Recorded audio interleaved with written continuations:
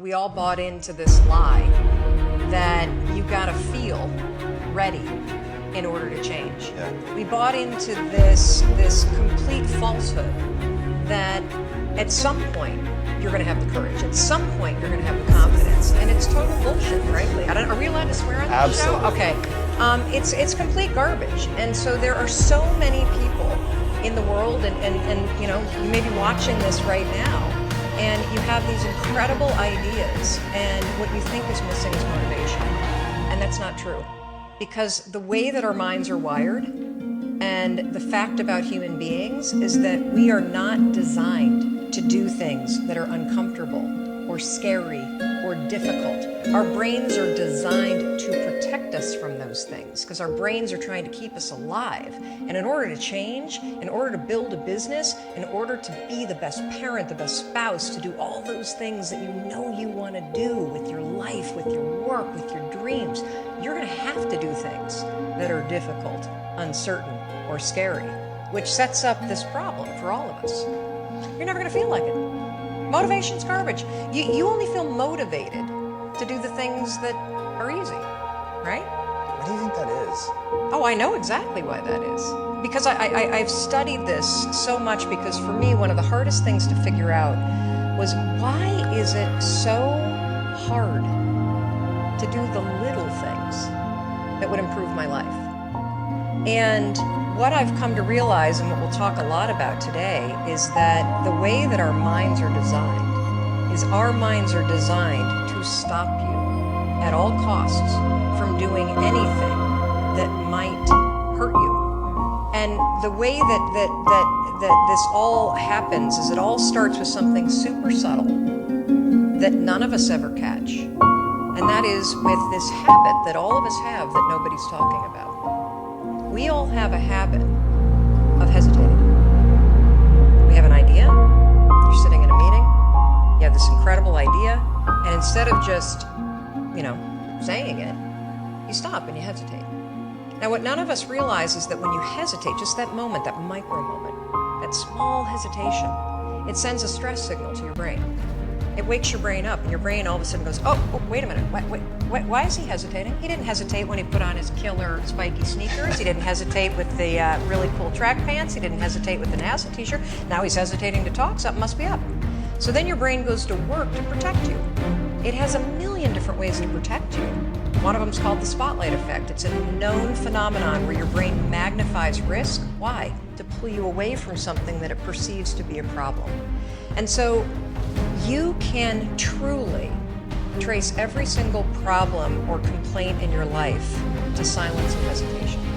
Those are decisions. And what I do, and what's changed my life, is waking up and realizing that motivation's garbage. I'm never going to feel like doing the things that are tough or difficult or uncertain or scary or new. So I need to stop waiting until I feel like it. And number two, I am one decision away from a totally different marriage, a totally different life, a totally different job, a totally different income, a totally different relationship with my kids. Not like one decision, I'm divorcing you in the marriage example, but one decision on, you could be having a conversation with your spouse and you feel your emotions rise up, and within a tiny window, those emotions can take over and can impact how your marriage goes. Or you can learn how to take control of that micro moment and make a decision to act in a way that actually shifts your marriage. Your life comes down to your decisions, and if you change your decisions, you will change everything. Yeah, I mean, that core concept comes through so powerfully in your book, which is phenomenal, and I would love it if you would take a second to tell people the story of how, and by the way, I wore the NASA shirt because of the Oh, is imagery. that why you wore it? Yeah, of course. Oh my God, I'm like falling my glasses off. That is, I did not even get that. I was going to ask you why you wore that shirt. Yes. Oh my gosh, wow. So break You it down. actually do your homework. Oh, of course, Mel, absolutely. Okay, so let me just take you back. So what you're talking about is the 5-second rule, which has become literally my life's work, and it was all a gigantic mistake. I read up on you too, and understand how Quest was born out of misery. The 5-second rule and my life now and my 20-year marriage and everything that I'm doing and the companies that I've built and sold and the company I'm building now, it all comes back to a point in my life that completely and utterly blew. I was 41 years old. I was unemployed. My husband had started a restaurant business, which was his dream. This is actually a funny story. When he got laid off from a big job in high tech, and I think he was really relieved. You know how a lot of us wait to quit our jobs and then we get laid off, and we're like, yes. And he said, I'm not going to look for a job. I'm going to go into the restaurant business. And I think I said the most famous lines of our marriage at that point. I looked at him and I said, listen, buddy, inspiration is for strangers. You get your butt back to that job and you pay the mortgage. And again, micro moment where I'm being a jerk instead of being a supportive wife. But that's an example of where when he said he was not going to go get a job, but he was going to start a business, the first thing that was there was fear. And so fear was making the decision for me. God, I love that you shared that, bro. That's so powerful. Well, so what happened is the first restaurant was a home run. And of course, what do when things are successful? You grow it really big. And so they decided to raise some money. And we threw in our home equity line, the kids' college savings. They tried to open a second and a third, and at the same point, a grocery store chain encouraged them to go into wholesale. So it basically got way too big, way too fast, and the wheels started to come off. And they came off so badly that the second restaurant failed, and they held on to it for too long, like a lot of us do. It's another trick our brains play on us called sunk costs. When you throw a ton of time and a ton of money at something, it's really hard to let go of it. And if you haven't done it in business, we all have a relationship in our past, stayed way too long. That was a trick your brain played on you. So by the time that they closed the second restaurant, it was an $800,000 loss. I mean, that meant our entire home equity line gone. It meant kids' college. I get just choked up just thinking about how terrifying it was. And so I found myself at the age of 41, like just feeling like a complete failure. And so did Chris. And to make it worse, not only had we lost all of our savings, but so many friends and family members had invested. And so there was this real tension between the truth of what was happening and what you had to do in public, because it was public business. Shame, failure, embarrassment, and the liens started to hit the house. The phone started to ring, and it was nothing but collection calls. And I just remember feeling this tremendous shame. And at some point, I think we all hit that moment in life where things just are not going how you thought they would go. And what's amazing about those moments is we all respond very differently. So my husband, he would spring out of bed and he would head right out that door, 6 o'clock in the morning, and he would go meet his partner and they would go to the bank and they would dig right in and they would face their problems head on. And he's also a smart guy. I mean, he did not want to be in the house when yours truly woke up because I was a raging bitch at that point in our lives. And the reason why is because when you're scared and you're afraid and you're jealous and you're overwhelmed with emotion, it is so much easier to point the finger at other people. That's a decision, by the way. One you may not be aware that you're making, but you're still making it. So what would happen to me is the exact opposite. Is Chris would be gone, the alarm would go off at 6 o'clock in the morning, and I would lie there. And I would think about the lien on the house, and I would think about the bankruptcy that we were facing, and I would think about how much we had fought the night before, and I would think about the fact that I was unemployed, and I would hit the snooze button. I mean, why would you get up when your life is like that? Why would you? I mean, I needed confidence. I needed courage. I was so tapped out. And you know, in the scheme of life, hitting the snooze button is not that big of a deal. But here's the thing about life. None of us wake up and say, today is the day I destroy my life. What we do is we kind of check out because it feels overwhelming. Or we check out because we're afraid. Or we check out because we start listening to self-doubt, and then we make these teeny tiny decisions all day long. We don't even realize it. A decision to not get up on time, a decision to not eat the right thing, a decision to snap at your kids, a decision to not speak in a meeting, a decision to not look for a job, a decision to not deal with your finances, a decision to not call your parents, like whatever it is. All day long, these tiny decisions that take you so far off track. And then you wake up like I did and you look at your life and you think, how the hell did I get here? And more importantly, how do I get back over there? And you have no idea. And so I was so trapped. And I know from your story, you felt the same way. Like you knew that there was more in store for you, but you couldn't figure out how do you close that gap? How do you find the power that's in you? How do you discover your greatness? How do you solve these problems? It feels so overwhelming when you can't. I mean, I would go to the grocery store and the items would scan and I would be sitting there readying my excuse because there was no way that my check card was going to clear. Wow. So I got in this struggle with myself that a lot of us find ourselves in, and that is you get trapped in what I call the knowledge action gap. You know what to do, but you can't seem to make yourself do it, right? I mean, every one of us is one Google search away from a list of instructions that if you follow any of them, it will change your life. But how do you get out of your head and stop thinking about what you need to do and actually do it? And in my case, this stuff was pretty easy.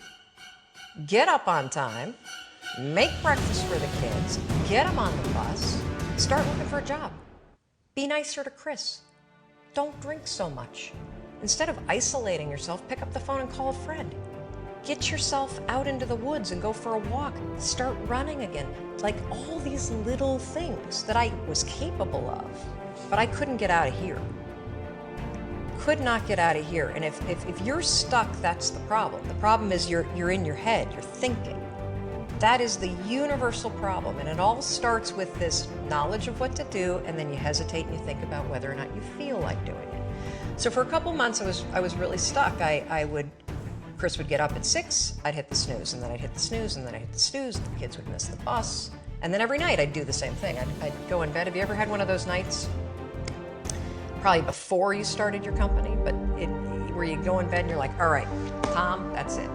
Tomorrow, it's the new me. Tomorrow, I am gonna get up on time. I am gonna go to the gym. I am gonna look for a job. I'm not gonna drink so much. It's gonna be amazing. The new me, the future me. Woo! Let's do this, right? Then you go to bed and you wake up 7 hours later and you're like, I don't feel like the new me. It's the only, that's a stupid, see, motivation's garbage. It's never there when you need it. Ever. Ever, ever, ever. And so here's what happened to me, and thank you for wearing the NASA t-shirt. It's a really stupid story. It's a powerful story. So one night, Chris had gone to bed. I'd been struggling. We still had all the same problems. We still had a lien on the house, still facing bankruptcy, still fighting like crazy. I was still unemployed. They still hadn't figured out like the solution yet for the business. And I was about to turn off the TV, and there on the TV, there was this rocket launcher. And I thought, oh my gosh, I am going to launch myself out of bed like a rocket ship, like NASA, right here, and launch me out of that bed. And I'm going to move so fast that I don't think. I'm going to beat my brain. Now, here's a really interesting point. I talk a lot about your instincts and inner wisdom. And we can get into this a little bit later, but a lot of us talk about the fact that you have a gut feeling. But what all this research that I've done for the book and all the speaking that I do, what I've discovered that's fascinating is actually when you set goals, when you have an intention on something that you want to change about your life, your brain helps you. What it does is it opens up a checklist, and then your brain goes to work trying to remind you of that intention that you set. And it's really important to develop the skill, and I say that word purposefully, the skill of knowing how to hear that inner wisdom and that intention kicking in and leaning into it quickly. So for me, my brain saying, that's it, right there, move as fast as a rocket, Mel. I wanted to change my life. And I think most people that are miserable or that are really like dying to be great and dying to have more. We want to change. We want to live a better life. We want to create more for our families. We want to be happier. The desire is there. Again, it's about how do you go from knowledge to action. So the first thing in this story that's important is realizing that the answer was in me. And my mind was telling me, pay attention. Could have also been bourbon. I had a couple of Manhattans that night. Anyway, the next morning, the alarm goes off, and I pretended NASA was there. It's the stupidest story. I literally went 5, 4, 3, 2, 1. I counted out loud, and then I stood up. And I'll never forget standing there in my bedroom. It was dark, it was cold, it was winter in Boston. And for the first time in 3 months, I had beaten my habit of hitting the snooze button. I couldn't believe it, and I thought, wait a minute. Counting backwards? That is the dumbest thing I've ever heard in my entire life. Well, the next morning I used it again, and it worked. The next morning I used it again, and it worked. The next morning I used it again, and it worked. And then I started to notice something really interesting. There were moments all day long, just like that 5-second moment in bed, where I knew, knowledge, what I should do. And if I didn't move within 5 seconds, my brain would step in and talk me out of it. Every human being has a 5-second window, might even be shorter for you. You have about a 5-second window in which you can move from idea to action before your brain kicks into full gear and sabotages any change in behavior. Because remember, your brain is wired to stop you from doing things that are uncomfortable or uncertain or scary. It's your job to learn how to move from those ideas that could change everything into acting on it in the smallest moment. And for anyone right now at home who's thinking like this sounds too simple, too easy, talk a bit about your community, because reading some of their comments, it's crazy how many people, like the sheer volume of people you quote in your book, but if you also go online and just look at the people that are like directly reaching out to you, it is an avalanche of people that have stories around the 5-second rule. Well, one of the reasons why I'm so excited about this book, and look, you don't have to buy the book. This is an idea that you can use. It's free. It's backed by science. More than 8 million people around the world have discovered it. And you know, you're talking about the number of people. We've heard from more than 100,000 people in 80 countries that are using this rule. We know of 11 people who have stopped themselves from killing themselves using this rule. I saw one of those. Yes, there's a guy, Steve, that wrote to us who was a veteran. He was suffering from post-traumatic stress disorder. He boarded a ferry overseas with the intention to jump over. He walked over to the railing, and his inner wisdom kicked in. In that moment, the 5-second rule, 5, 4, 3, 2, 1, counting backwards, moved away from the railing, asked for help, saved his life. His story has inspired countless other people that have heard me in the speeches that I give around the world about this one tool. And so, you know, the thing that's so cool about this, and I should tell you the science behind it, because I'm going to be honest with you, it is stupid. Had I ever thought that I would find myself 8 years after discovering it, spending my days telling people about the 5-second rule? First of all, I would have picked a different name, because it reminds you of the one where you have to like pick up food within 5 seconds off the floor, right? It was my secret weapon. This was something I did. I never intended to tell anybody, because I went from getting up on time and waking up on time to shaking up my entire life. Because when you understand the power of a 5-second decision, and you understand that you always have a choice to go from autopilot to decision maker, everything in your life changes. You will be a different negotiator, you will be different in sales, you will be unstoppable in the gym, because you will realize the amount of garbage that you put in the way of your hopes, of your dreams, of your potential, of your confidence, of your courage. Everything comes down to the decisions that you make. We all know what to do. None of us know how to make ourselves do it. So I started researching it. Why does something so stupid work? Why? Why does something so silly create such powerful and profound change? Well, here's why. The rule is a form of metacognition. Metacognition is a fancy pants term that means something real simple. You can outsmart your own brain in furtherance of goals. There are tricks that you can use that actually outsmart the tricks your brain plays on you in furtherance of a higher purpose. We all know this. You can restrain yourself if you're in a situation that calls for it. You can jump into a raging river to save your dog or your kid. You can direct yourself in ways if it's important to you. And so the rule, what it does is it does something really remarkable. When you count backwards, 5, 4, 3, 2, 1, what you're actually doing is you're interrupting what researchers call habit loops that get encoded as closed loop patterns in your basal ganglia. That's the part of the brain where your feelings, where your emotions, every habit that you have, which is nothing more than behavior that you repeat that you don't even think about. I've heard it referred to as a gearbox. Yeah. To shift your attention. Yes. And so when you go 5, 4, 3, 2, 1, it interrupts what's going on here that's spinning without you thinking, and it moves and awakens your prefrontal cortex. So when you hit 1, your habit has been interrupted. So you've interrupted self-doubt. You've interrupted maybe snapping at your kids. You've interrupted the desire to grab for a drink. You've interrupted procrastination. You've also, by counting backwards, done an action.